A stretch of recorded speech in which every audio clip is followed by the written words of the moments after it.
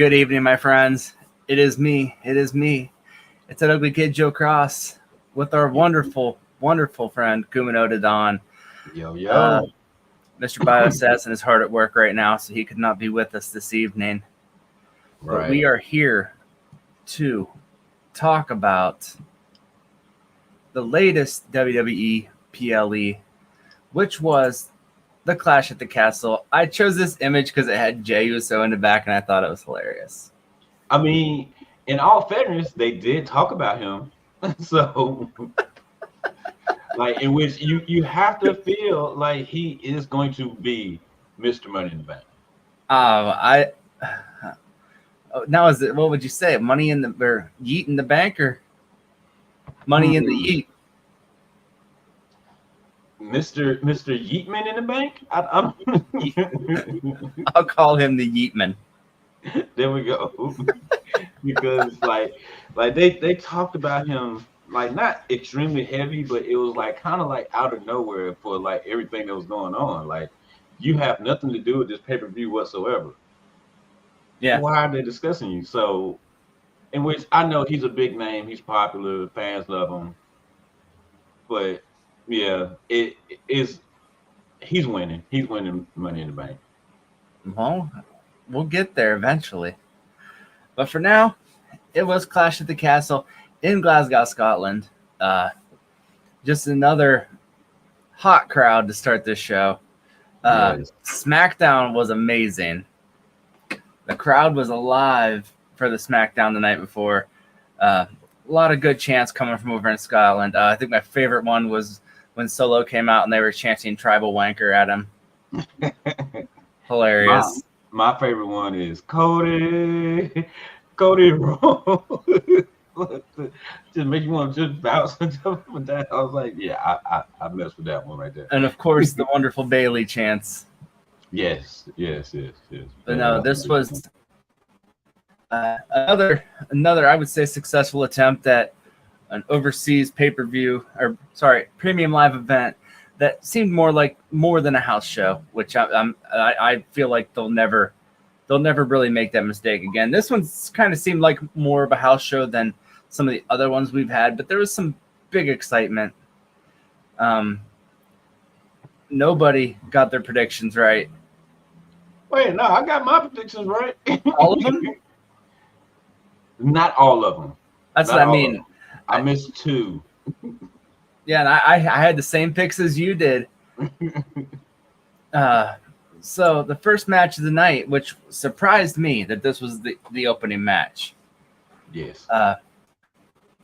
Cody Rhodes versus AJ Styles in an I quit match, meaning the first person to say I quit loses the match.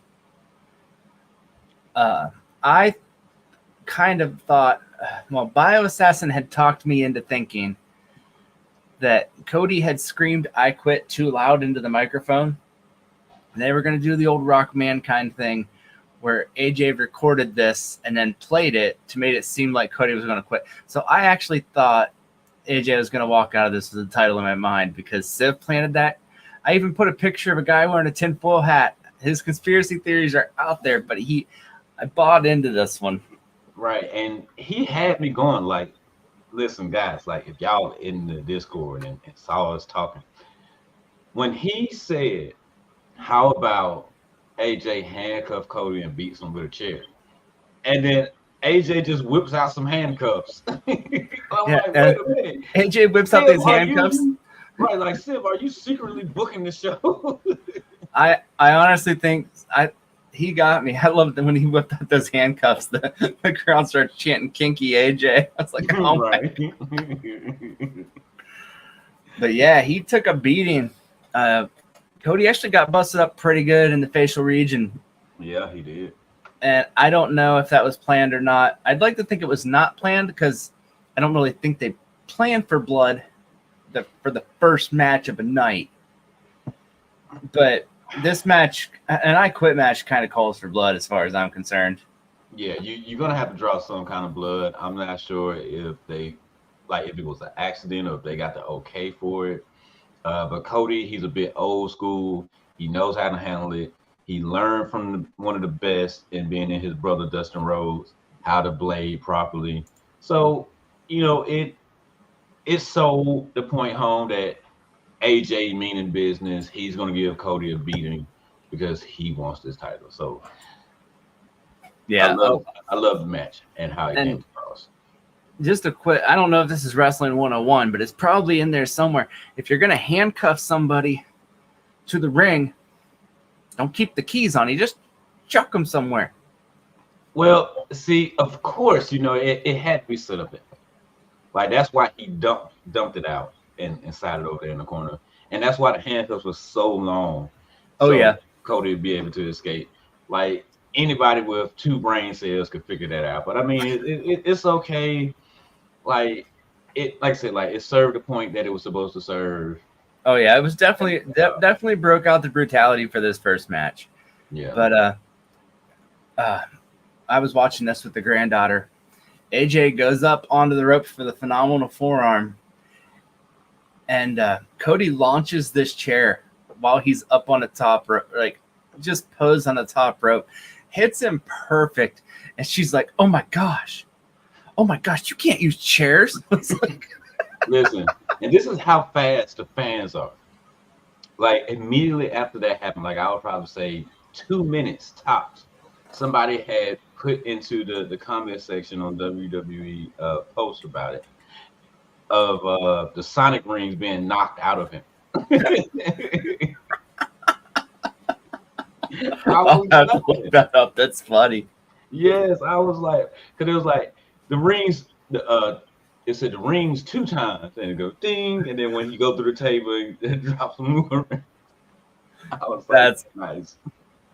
But this was very good. That did allow Cody to get the handcuffs off, and then he strapped them cuffs on AJ and took control, beat him pretty heavily. And I didn't think that AJ was going to say I quit, and I don't think Cody thought so either. So he jumps out, grabs the ring steps, and is getting ready just to bludgeon AJ with these ring steps. But that's the thing. AJ never said that he quit. He said, "That's it. I've had enough." Do you think that's what it's going to come to on Monday night? Of course.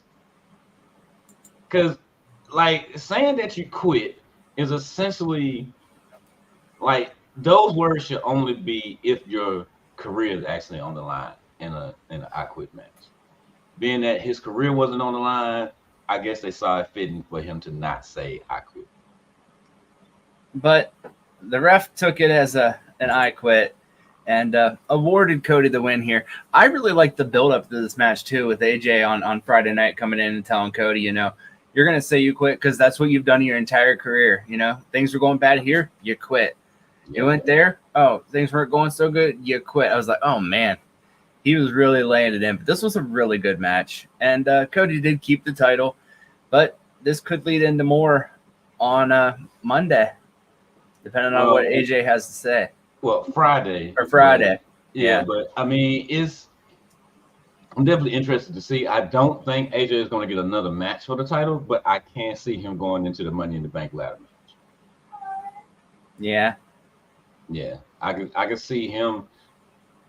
Who would AJ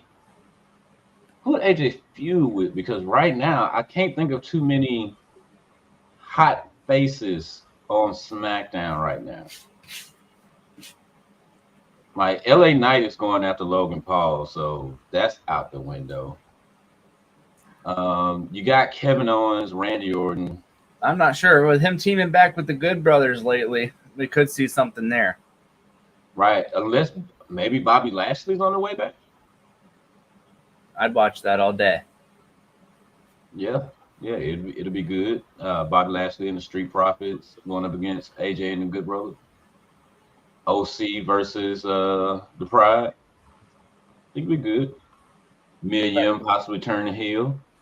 I'd be for it.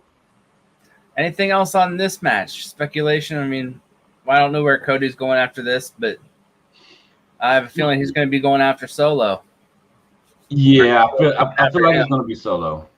They're not going to do that at SummerSlam. They're going to go ahead and get Solo out of the way. Sure, why not? Don't nobody really want to see it. I'd much rather see him versus Tama Tonga. See it. So much, I so would much personally history right there. I would like to see Tama Tonga or Tongaloa win the Money in the Bank and just hand the briefcase to Solo. Be like, here you go, my tribal chief. Nah. Because that's Solo doesn't have the credentials. It's money in the bank. You don't need credentials. It's a briefcase.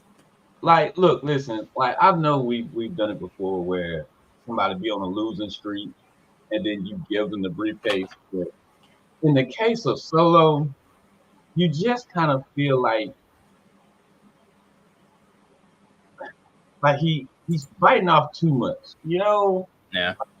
Like he tried to be intimidating. Like, guy, we can't take you serious. Like, yeah, y'all can jump on somebody, but come on, like, can't none of y'all get the job done. In which I gotta say, like, this, it's kind of bad booking, but I understand what they're doing. Like, they want us to not like them, and if they were booked well, of course we would like them. So. Oh. I got a granddaughter staying with us tonight. All right. Okay. Hello, granddaughter. Our next match of the night was a triple threat match. The camera's running. So they can see you? Yeah. Then I need to get Sure. She'll be back. Okay. But yeah, the next match of the night was the triple threat women's tag team championship match. It was good. Like the crowd was very much behind Apple Fire and Azadon, as well as Bianca and Jade too. Like, and the people just love them. Like they are together a license to print money. Oh yeah. Oh, easily. That was the fastest thing I'd ever seen. We're talking about the women's match now. Oh, she's pulling up a chair here.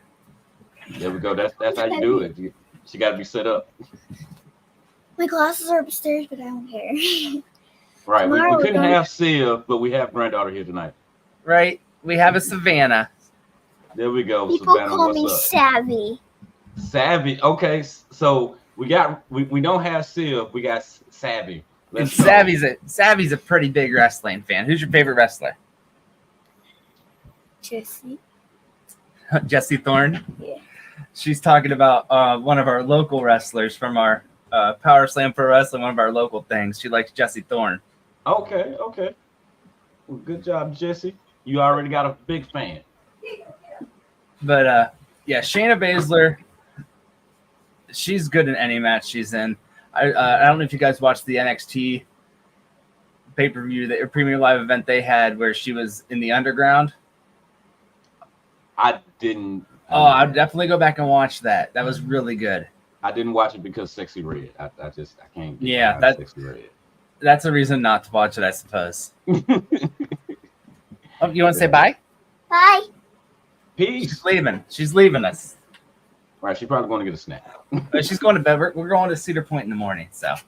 Okay. Well, she got to be rested. But yeah, I didn't watch it because Sexy Red. I'm sorry, community. I know a lot of people love Sexy Red.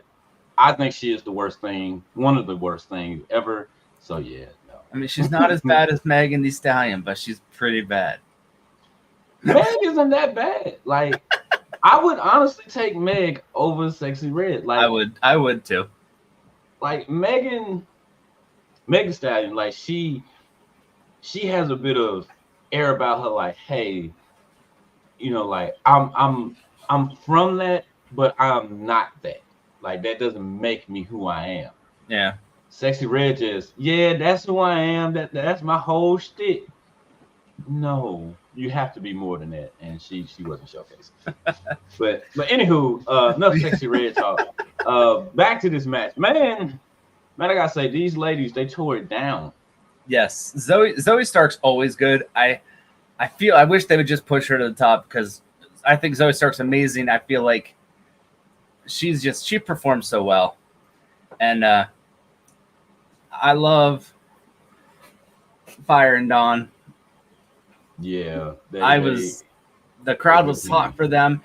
I feel like they came up from NXT and they just kind of floundered a little bit. That's the women's tag team division right now. There is a lot of tag teams. Yeah, it really is. But I mean, that's how you get the division legitimized, and I can appreciate it. The one thing that I can't get behind with this match, though, true enough, they're the home team, and I kind of feel like it was done because of, all the stuff that Alba Fire has been going through in real life. It's like, hey, let's go ahead and do something big, for these guys. And so, like, I feel like it was kind of forced, even though like everybody ate it up, but for me, it was kind of forced because it was just like really like this much love, like, because the last couple of times we've seen them, haven't they lost? Yes. So it's like you went from floundering around, started to be shown, but you losing. Like where is this great love coming from? See, I know you the home field, the home team, but come on, man. That's the joys of triple threat matches. I think if this was a singles match, there would have been no way. Yeah. But no way would they have gotten the amount of love. I do feel like Jade and Bianca are going to have something to say here, but our new champions, Alba Fire and Isla Dawn, congratulations. Right, in which I gotta say, Isla Dawn, she can get it. But for those that know, if not, hey, it's okay. Right.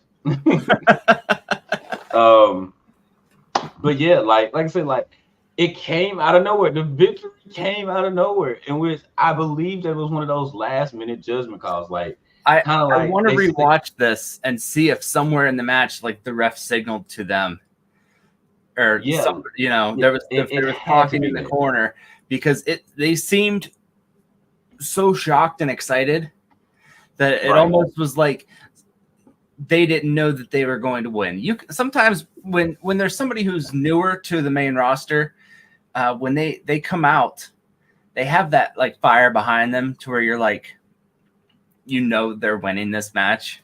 Yeah.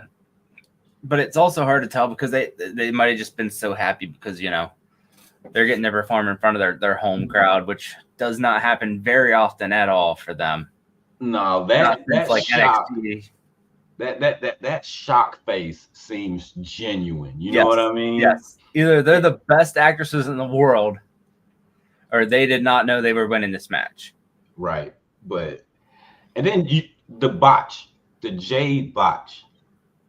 I feel like that's when it was called, and so like they had to make a fly play right there, and Jade's not used to that.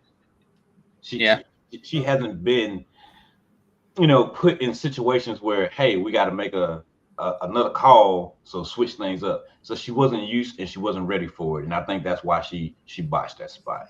Now she recovered from that spot very well. One thing I hate to see is when wrestlers they botch something, so they do it again. Right. Yeah. So they can show everybody, hey, this is what we were like. They go for like a Frankensteiner or a off the top rope or something, and then they miss it or botch it somehow. So then they get in the same exact position and redo it. I'm not a big fan of that because it's like, but Jade's like, I messed up. Let's move on. Right, and that was the best way to actually get through that. Just let's go ahead and get this moment over with and get to the next. Yeah, just pretend it happened. Right. If you got to do something on the ground to make them hurt, that's fine. Good job on Jade. I really like the fact that she was able just to recover from that without making it look bad or trying to redo the spot, because I hate that. Right. Yes. Same here. But no, this was a really good match. Yeah. And Zoe, oh my God, like you said, Zoe, she's amazing. The way that she flies around the ring, like she's tough, she's strong, she'll beat you up, but she flies around the ring as if like she's supposed to be a high flyer. Like you don't know what you're gonna get from Zoe Starks. You gotta love it. Hopefully she does get moved up. Hopefully we get a women's mid card. Like I feel like she'll be perfect for like a women's intercontinental title. Yeah, I think that'll be fantastic, and I think that'll be perfect for Zoe. You know, to get her going. Well, the thing is, there's so many women right now that deserve to be their performance could put them in the main card picture in a heartbeat. Right, but you know, I feel like Zoe needs that extra little bit of build, and that's why I wish they had a mid card just for her. Yep, I do agree. All right, but next matchup, man, this right here. I'm not gonna say it was match of the night, but my God, was it good? This was a great match. You could put these two against each other, and I don't think it's possible for them to put on a bad match. Mostly because of Chad Gable. Chad Gable can tell you the same story 30 different ways, and you wouldn't realize that it was the same story every time. Right. Chad is excellent with the in-ring psychology, and that's why I personally wouldn't be upset with seeing them have a third bout. No, not at all.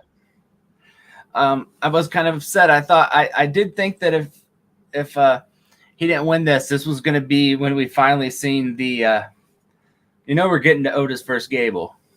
Yeah. We definitely building towards that, and I can't wait for it because this is right here is going to make or break Otis. Yep. Now, I've seen some speculation that people are calling for Gable to leave and go with the Creed brothers.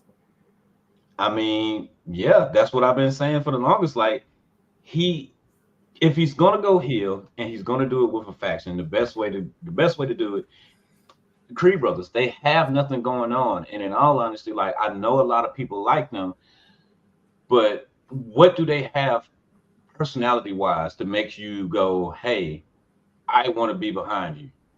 Nothing. No, that's my thing to them. I think they're excellent athletes, but they're plain. Right. Yeah. If they have a mouthpiece and a leader like Chad Gable, they're main card contenders.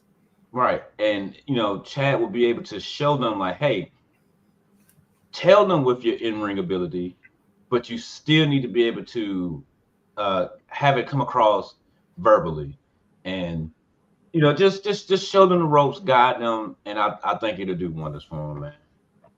Yeah, this match was good though. I'll tell you what, Chad Gable's suplexes are like the most beautiful things in the world.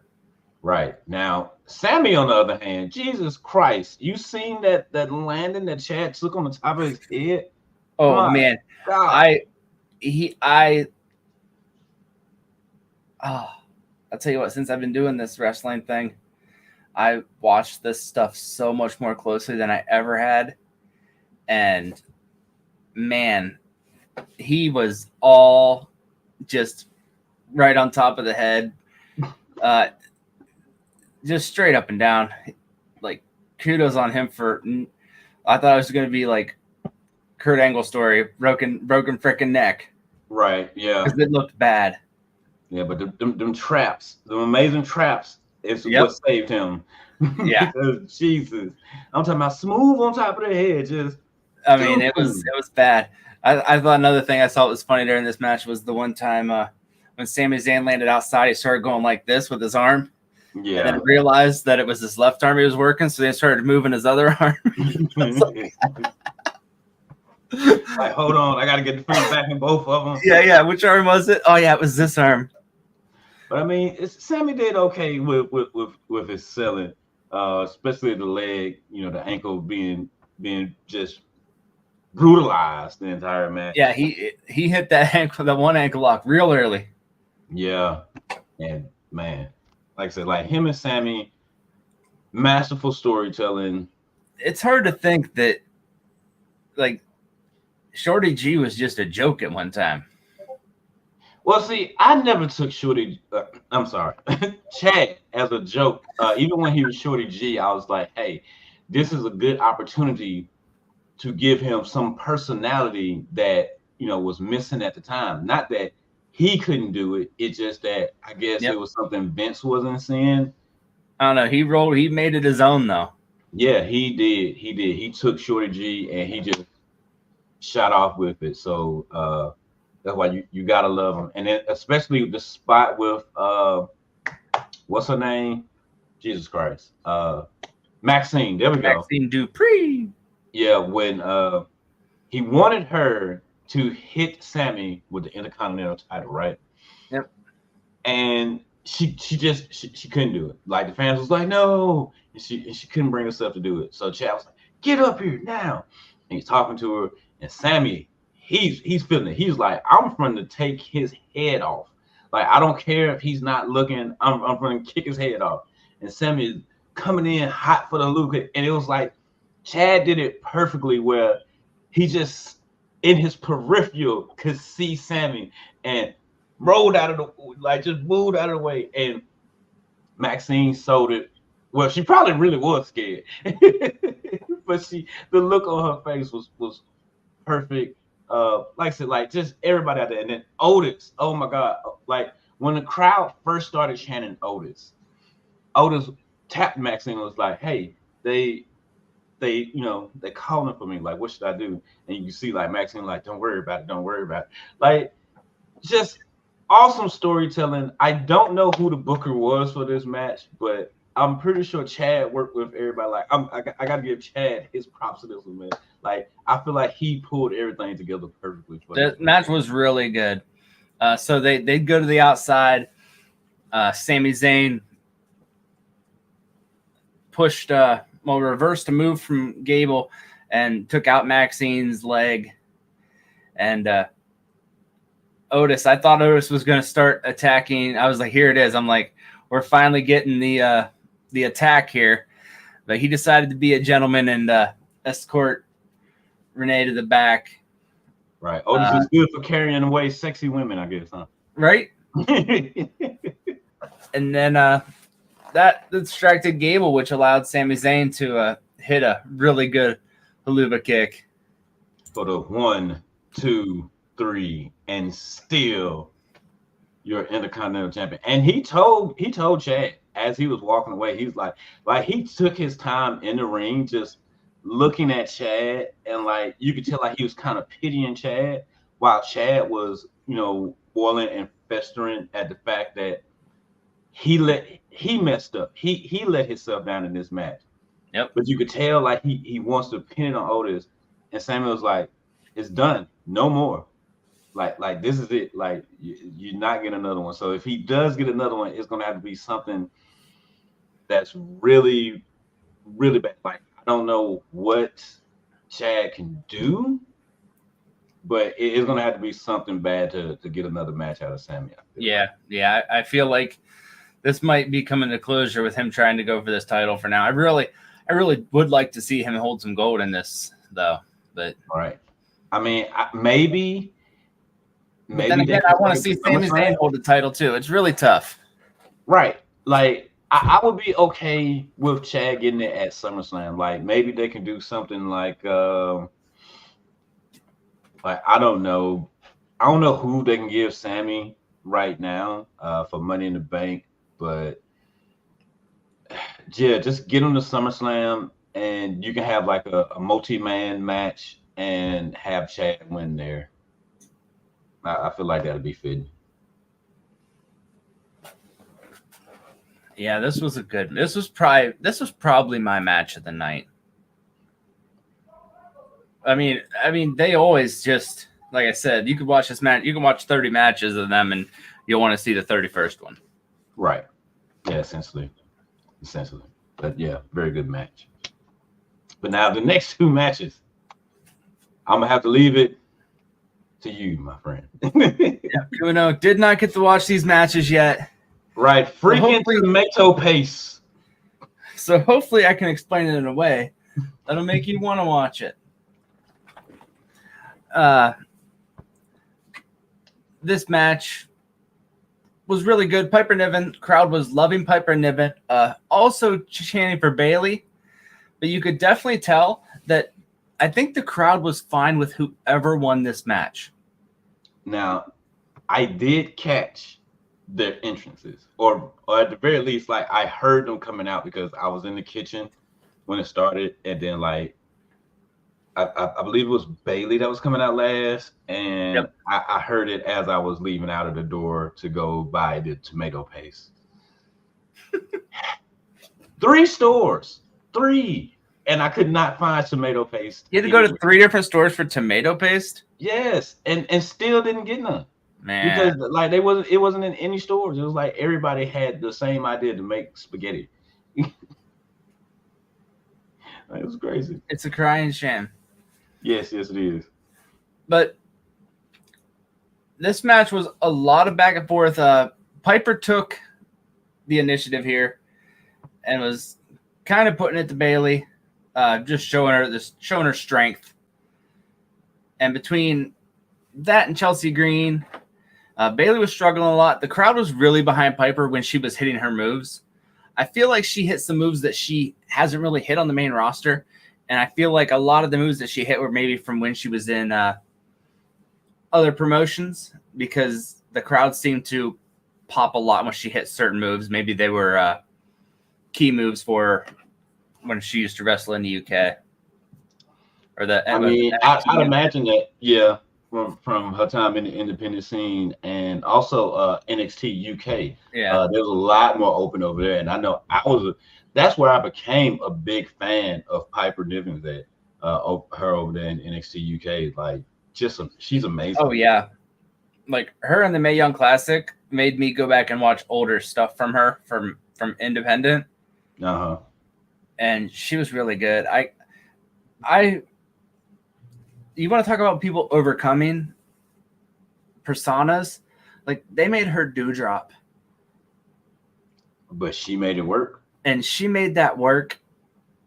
And most people would just have that as like that's a career ender. You know what I mean? Right. That's the kind of writing that makes you want to leave and go somewhere else. But she stuck through it. And especially when you know what, a Dewdrop is. Yeah. And the fact that she just took it and she made it her own, and Piper Niven, she's amazing. She's amazing. Yes. So Chelsea Green ended up getting kicked out of ringside. The ref returned. I know she returned. I've seen it on X. I don't know if it was her or not.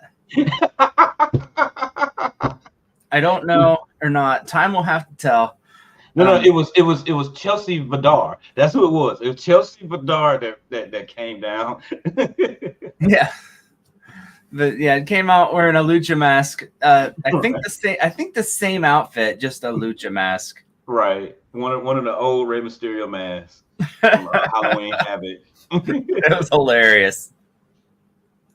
But I got to see that on X, so I can appreciate Chelsea Green consistent posting on the X platform. Oh yes.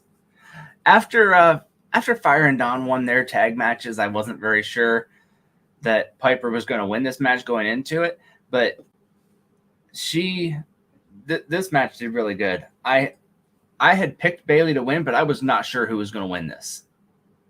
Well, let me ask you this then. Now, how are you feeling about this Bailey title run right now?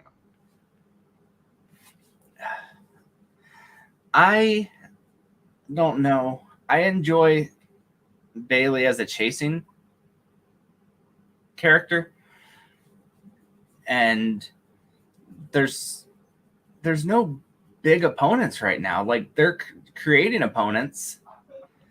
Like, I didn't consider this to be much of a match, but they built it up and made it sound good.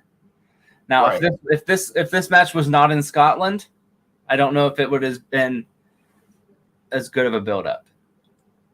Now, truthfully, I feel like I didn't get to see it. But just people on X, a couple of people in Discord that I talked to, like, they have big raves about this match and speaking high of Piper.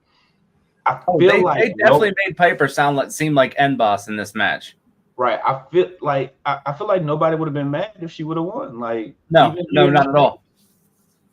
Like, hey, like it's nothing against Bailey. It's just that, like I said, like it's a bit lackluster because she doesn't have any really big opponents because you got Bianca and Jade tied up together, so you can't face off against them. Yep. Naomi is face as well as she paired off with her. So like you don't really have too many big marquee names in big programs because you essentially you took Damage Control away. Yeah. Like why did you move them away so fast away from Bailey? Like I think that's what kind of hurt Bailey's run right now. Well, So, it hurt Damage Control as well because yeah, they floundering over there on Raw. So yeah, I think the best thing would have been to do is just leave them on SmackDown. But I really wanted that Bailey Dakota Kai match. Right. But I feel like everybody at this point just waiting on Nia Jax to go ahead and take the title off of Bailey. I hate to say that Bailey is essentially a transitional champion for Nia, but that's just the way that it seems right now. Like after seeing this match, I wouldn't mind seeing Piper Niven versus Nia even. Right. Like that's what I'm saying. Like I don't think nobody would have been mad because two big meaty women slapping woman meat. Like you can't you can't get mad at that, man. Sounds worse when you say it that way. I mean, yeah, it does. It does. It sounds horrible, but No, but this match was really good. The top rope Bailey to belly looked really good mid match, and but Bailey ended up sticking to her guns. Really good 1-2 ooze at the end there, but she was able to hit a I forget what they called it, a crucifix driver, like a modified crucifix driver. Okay. It looked like she was getting ready to do I forget what it's called, like a Samoan drop, but from directly behind, not on the shoulders. And she went for like the back drop. Okay. And Bailey just rolled her all the way over into like a crucifix pin. Okay. But from a standing position. So she smacked her at mat pretty good. Okay. And then she hooked the leg from the top, pulling down. So there was hardly any way that she was going to kick out of this. Okay, well, yeah, I am going to go back to see it. It's just like I just hadn't had the time yet. That's all that is. No, this match was very good. Piper Niven's amazing. Bailey's awesome. I kind of wish we were in Hugger Bailey phase still, but I mean, who knows? Maybe we can get some variation of Hugger Bailey because I think Bailey has a issue with being able to transition well. Like her character right now is just, hey, I climbed the mountain. I'm gonna come out and say hi to the fans. And right, like right now, like this Bailey that we know, like she's better off as a heel. Yep. When she's champion. Mm-hmm. But when she's face, she has to be chasing the title. She can get it, but like you're gonna have to give her something to stick her teeth into so she can develop her next phase of her character. I wouldn't even mind seeing her doing the old Cena Open Challenge. I mean, hey, I'm a fighting champion. Everybody loves the fighting champion open challenges. Get some other people from the roster. That can give us some credibility right now before. Yep. And I mean, the open challenge thing is a really good thing to do right now while Damage Control is not in the picture. Yeah. Yeah. And who knows? Maybe we can get, Dakota come over and challenge for it. It's not unheard of. Somebody coming over from Raw. But this match was really good. Yeah, I do feel like Bailey's kind of lacking in the story department right now, but she's still amazing. Yeah. Pamela will always be amazing. Our women's champion. Right. Last match of the night was really good. Drew McIntyre taking on El Champion, Los Friend. El Champion? I don't know. Damian Priest. Without the Judgment Day barred from ringside. They couldn't find any more of Mysterio's masks in the back to get ringside. Right, the concession stand was fresh out. Which I think this was a lot of Damian Priest just wanting to prove that he did not need the Judgment Day in order to beat Drew McIntyre. And Drew McIntyre was trying to prove that Damian's just a paper champion. Yeah. Now I didn't really get to see the match. Like I said, I didn't get to see it at all. When I came back in the door, essentially Drew was very upset, and CM Punk music was playing. So I didn't even look at the TV screen. I was just like, man, I missed it. But just to build up, I feel like they actually missed some stuff here, because for a long time, Damian and Drew had this. They had heat. Yeah. I believe they should have sold on that just a little bit more. Yeah, they had a lot of animosity at one time, Right. And then, matter of fact, Rhea even alluded to it on X before the match, and was like, hey, normally is don't touch Drew. Yeah. But tonight, mess him up. And okay, if Rhea's saying that, this needs to be a big feature. And like I said, I didn't get to see the match. I don't know if that story came through in the match, but not really. The build up, it wasn't there. No, I really thought there was going to be at one point just that angered brawl, where it builds up. Yeah, but I didn't see it, so I can tell you, but yeah, hearing you say that, I know it wasn't there, and I really wish it was there, because. And if you want to watch this match, watch Damian Priest when he goes up over the top. He somehow misses his land and gets his foot caught in the top rope and hangs himself upside down, hanging outside of the ring. Oh, so that's the injury that they was talking about. I don't know if he did that on purpose. It was amazing. No, I don't think that was on purpose, because the way everybody was talking about it, I've seen people talking about it on X.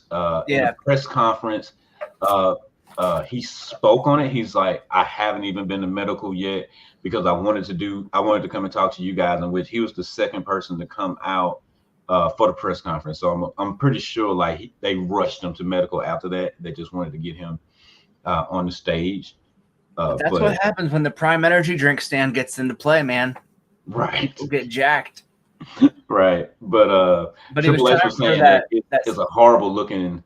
Yeah, it looked bad. Situation. Yeah, well, especially when he's hanging there. It looked like at first Drew didn't know what to do, so he just boots him. I was like, oh my gosh.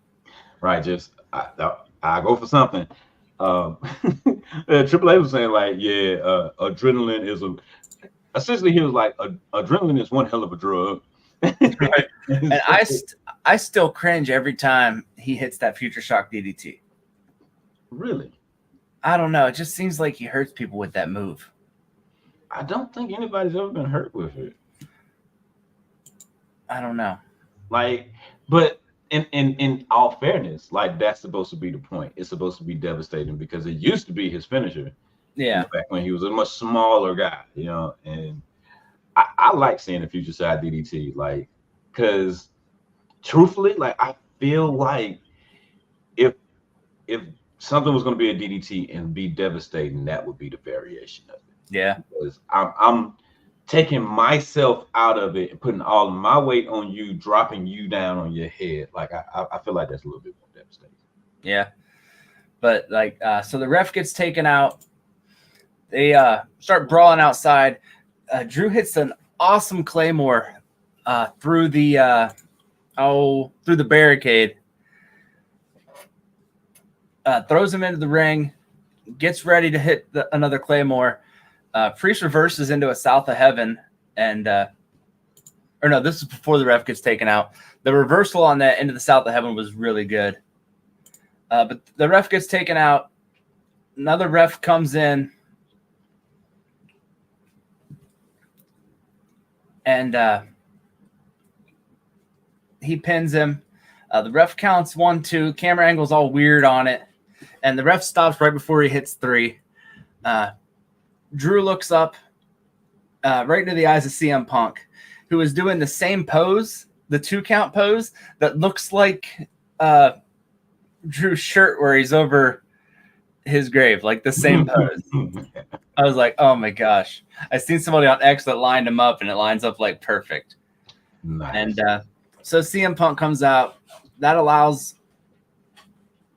Drew to get mad, takes his complete attention off the match, starts choking CM Punk in the corner. That allows one more south of heaven. Or no, so first CM Punk gets him with a low blow. Right, he kicked him smoother than this. Like, I did get to see that. I saw that on X. Into a south of heaven, and then 1, 2, 3 over. What I would have personally done in this match if I was booking it, I would have had CM Punk count the 3, because he's not the official, he's not the legal ref, so his count wouldn't matter. Now and then Drew gets up, starts celebrating, turns around to see his title, and Punk standing there. Right, but I think that might have confused people. Right, because it is said that the referee decision is final, and once they put that ref shirt on, they are a referee. So no matter who puts a referee shirt on, they're the referee?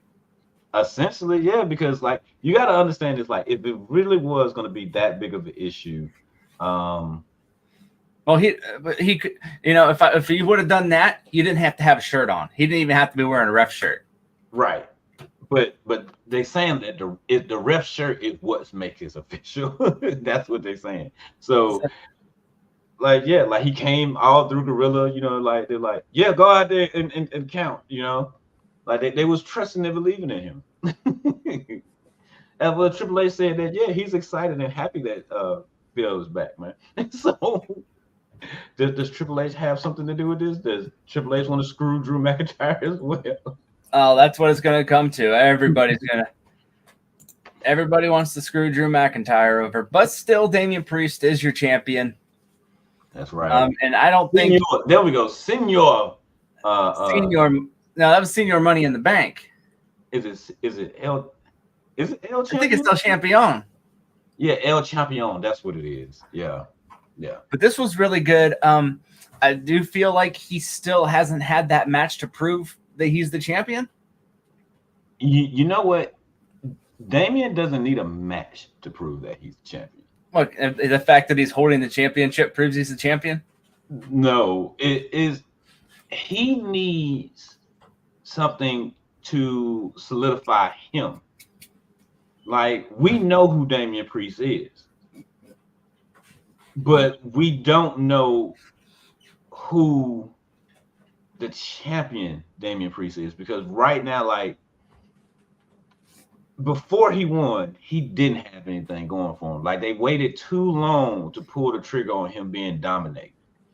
So it's kind of hard to take him serious as a champion, especially when all of his victories got an asterisk by it. Yep, that's what I mean.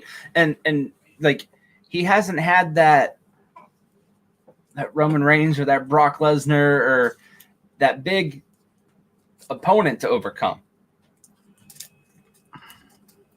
He needs his own story away from the Judgment Day. Yep. That's what it is. And I feel like that's coming. I feel like the Judgment Day is going to completely fall apart here soon. Mostly I believe so. Liv Morgan giving that hotel card to Dominic, and then it disappearing off the table. You can see, if you watch back, you can see Finn Balor took it. Just palmed that thing. And Ben White need to slow it down and be like, hey, what is this? I honestly thought that he was going, later in the night, he was going to get attacked ringside, and it was going to fall out of his pocket.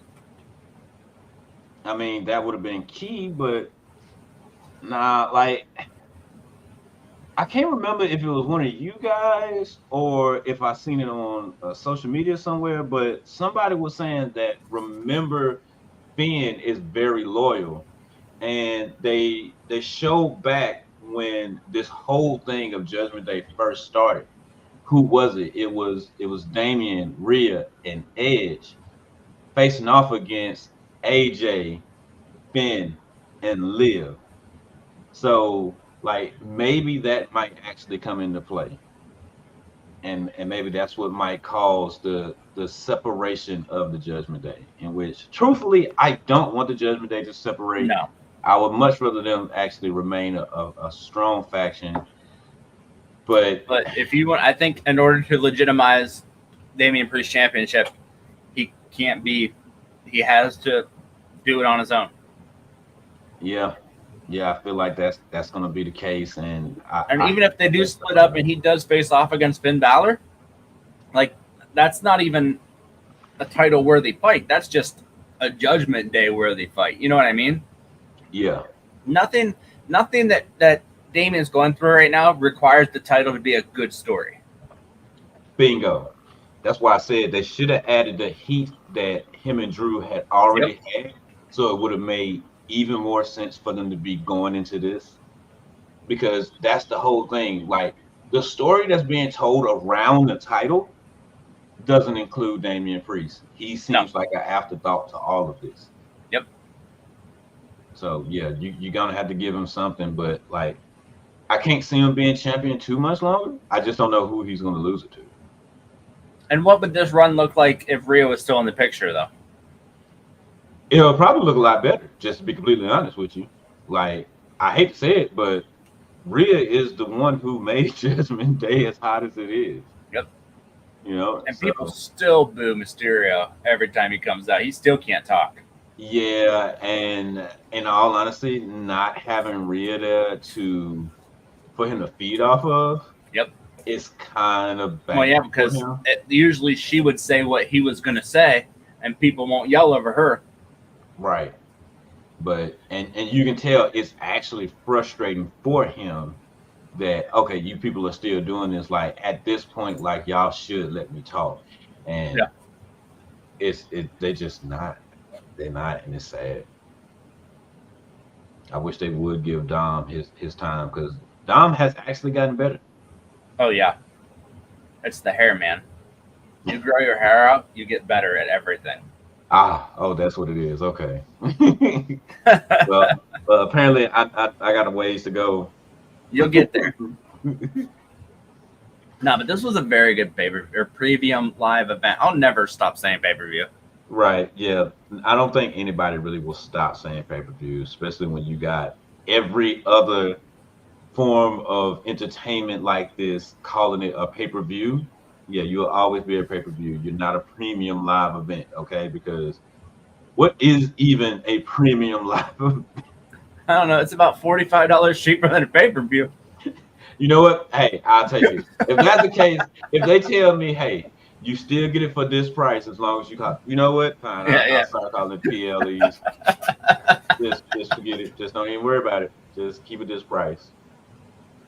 No, but this was just another good out of the States event that performed well. Right. And they asked, it was like, hey, do you want to come back? Triple H said. So I don't know if you guys noticed or not, but we was experimenting with a decimal. I've seen that. I loved it. He was like, that's what we're going to start doing now to see, hey, who's going to be loud and who really wants us. And yeah, you guys, you were loud. We know y'all want us. We're coming back. So it's good to know that they're going to keep this trend of going overseas and doing shows. And who knows how far this will actually go out. Now, the only thing that I say about this is it sucks a little bit. It sucks a little bit because y'all doing these 2-hour kickoff shows before y'all start that actual show. It hurts because I get off work and I be like, okay, I gotta stay up to watch this. And I think they did announce that next year SummerSlam is going to be two days. Yeah. Which I'm okay with that. I'm okay with it. Like, that's fine. I don't think they announced where it was going to be at, right? Not yet. Yeah, because it's Mania that's going to be in Las Vegas, right? Yes. Okay. So yeah, they didn't announce, but they said that it was going to be 2 nights. No, I think they did announce where it was going to be at. Oh, I'm not sure. Yeah, I believe they did. You know what? But hey, either way, like I'm for 2 nights of SummerSlam as long as, in which I believe Paul and Nick and the whole team, they can make it work where they can build SummerSlam to be the true second biggest event of the year for wrestling in a whole. Oh yeah. And in all honesty, I believe that would work wonders for the whole wrestling community. Because I mean, AJ is going to go over to Japan and have a match. Yeah. So, like this whole wait, what did Jordan Grace call it? Prohibited portal. That's what she called it. This whole prohibited portal that they're doing. I can appreciate. That's funny. How soon do you think till WWE actually tries Japan, or do you think they just know better? Because that decibel reading will be very low in Japan just because the style there. I don't know if WWE's style can fly in Japan unless you bring in Shinsuke and AJ in the main event. I put it like this.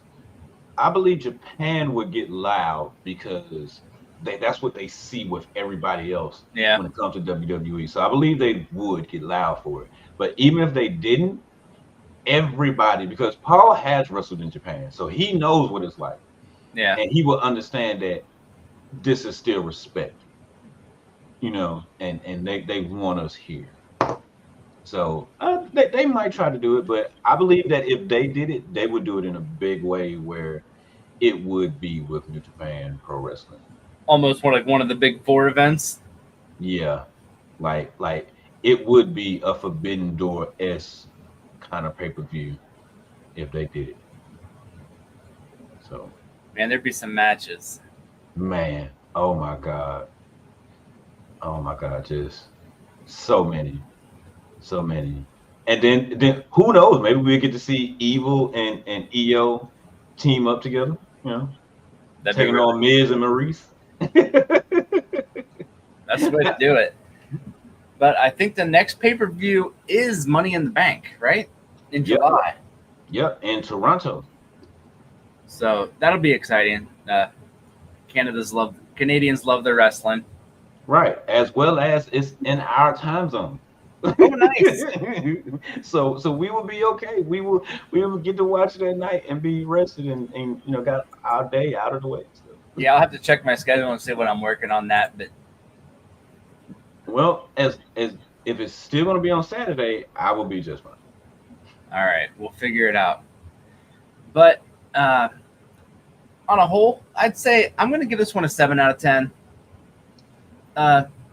The card was, I feel, highly catered toward Scotland. Of course. Why but I don't know.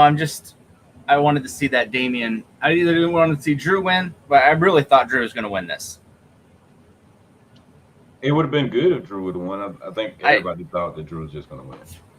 I don't know how close CM Punk is to being back. In the press conference, he said he is medically cleared to do activities. Now, I don't know what that actually means. Yeah. But hey, so he's not. So technically he's not medically cleared to wrestle.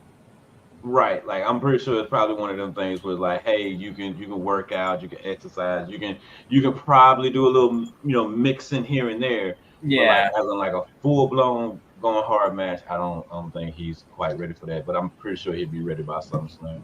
So I'm guessing that's what they're building to. Maybe it'll be Drew, Damien at Money in the Bank. Man, that could probably happen. Hopefully Drew doesn't win just to get cashed in. Could you imagine? Could you imagine winning the championship twice in a 3-month span and losing it to Money in the Bank? Never mind. I want it to happen now. Right, because here's the thing. You know who would be the one to win? I want Damian to win Money in the. Or I want Balor to win Money in the Bank. Oh wow! Not Yeatman in the Bank. I don't know. I don't feel like he needs it. He does need it because you got to understand. Like Jay needs a title, and I feel like the Money in the Bank would be the perfect way to go by doing that. And you can wait till the right moment to pull the trigger. And if you wanted to go that route of Drew beating Damian at Money in the Bank, but being cashed in on by Jey Uso. That's true too. With CM Punk. He's friends with CM Punk. Him and CM Punk, they go to hockey games. And Drew never forgave. Exactly. Yeah. So, and I don't care who wins Money in the Bank. I need Damian Priest to lose this title. Check it. So Jay cashes in. Well, now you can go into SummerSlam and you can have a fatal 4-way. Oh no! Just have CM Punk screw him over again and cashed in again and lose the championship again. That's what I'm saying. Like, oh man, CM Punk gets involved. He tries to screw over Drew, right? And in trying to screw over Drew still wins, but Drew is like hurt enough to the point where Jay can cash in. Like it works. It works wonders, man. Oh yes, this is what I need now. I don't. Yes, this book it. Write it down. Right. Civ, where you at? We know you're doing the booking for WWE. Book Civ, put it in stone. Right, make it happen, man. we would be floored. I'm watching it right now. He's looking like a real sweet boy. Nice. Guys, well, I think we're going to wrap up here. Head over to Twitch. Watch bioassassin. He's live streaming right now. That's right. The sweetest boy in the world. We're going to get out of this thing, man. But we will be back to you guys for Money in the Bank. Let us know if there's anything excellent you're thinking of that's better than the ideas we've had. Right. Like, go on the Discord. Talk to us, man. Yes. You need to see these conspiracy theories that bioassassin has in the Discord chat. Because I'm pretty sure he'll come up with something just even crazier than what we were just talking about. But definitely check out the show, boys. If you're watching this late because you decided that House of the Dragon was more important, which I cannot blame you, but hopefully you're still watching this after watching House of the Dragon, which premiered the same time we started our show tonight. So I know what I'm doing after this. Right. Head on over. Pixel Nick and Chad do awesome reviews for every episode of House of the Dragon. I'm not sure when their first one's going live, but definitely check them out. They do some cool stuff. They talk about a lot of games that I end up buying and then never playing because I never have time. But if you ever see me on Twitch, come check me out. I've been playing Dave the Diver lately, which is super fun.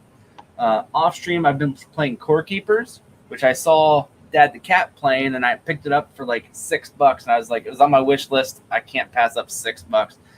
The game has taken more of my time than I ever thought it was going to because it's phenomenal. It's like Stardew with more RPG elements and quests and stuff. Really good.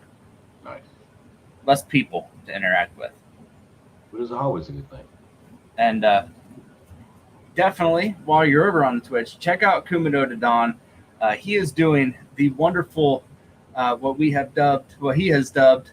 No, what Civ because of Civ, a Dwayne The Rock Johnson run of is it Scarlet or Violet? Violet. Violet, only using rock type Pokemon.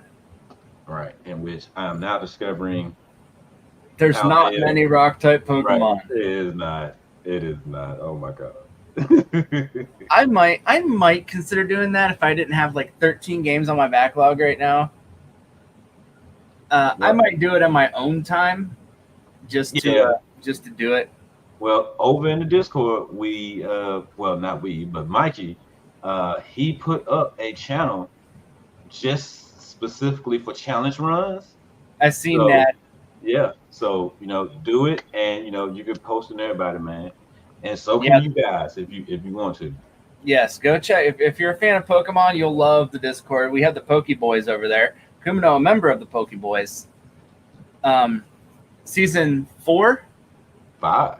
I mean, season 4 is just wrapped up, right? Yeah. And season 5 is getting ready to start. Have you guys announced what season 5 is yet? Yes, we have. Okay. Season 5 is a Gen Draft cage lock run through Sword and Shield. So that's what we're doing.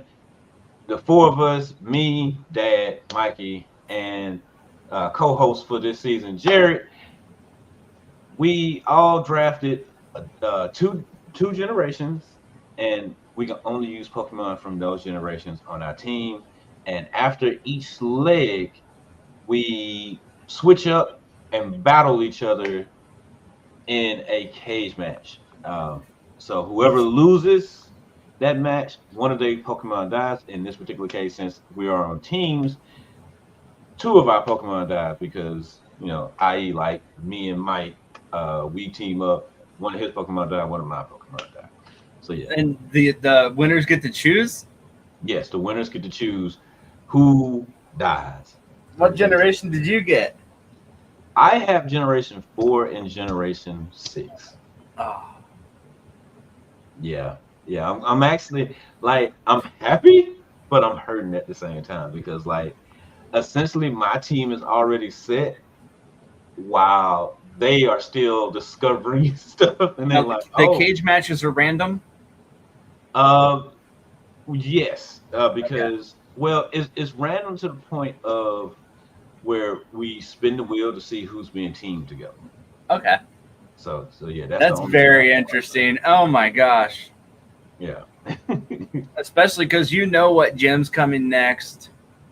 Yeah. And so you could really just put your opponent on the back wheel for that next gym even. Now, what happens if one of you guys fail your runs? Well, come on, it's a main series game. There really isn't no failing. Yeah, that's true. But the main goal of this is to be the overall winner of the cage lock. So whoever has the most victories will be the winner in that case. And that's really cool concept. Right, and they will get some sort of prize. We have not decided on what the prize. It's got to be a belt. Come on now. Well, unfortunately, my belt has already been taken by Venom. So, yeah, I lost my belt. But hey, I still have my belt, but my title as the champion when it comes to the Pokemon stuff, yeah, Venom took it from me. You hate to see it. Right. Hate to see it. All right. Well, take care, you guys. Thank you for watching. Like I said, go follow Discord. Come watch some the shiny luck this man has with Pokemon is the most ridiculous thing to ever be seen. How many did you see last night in your stream? 4? Let's see. So it was the Rockruff. There's a Toxel. No, the Toxel was the first night. Oh, is it? The Skiddo. I don't think I've seen anything else. No. Spoink. So it was 3. Ridiculous. Right. Straight ridiculousness. It's just crazy. And then earlier, before the stream, I saw another 3, 2 Hoppets and a Marie. Jeez. But take care, everybody. Thank you for watching, and we will see you for Money in the Bank, one of my favorites. So, right. Take care, everybody. Thank you so much, and we'll see you soon. See you. Peace.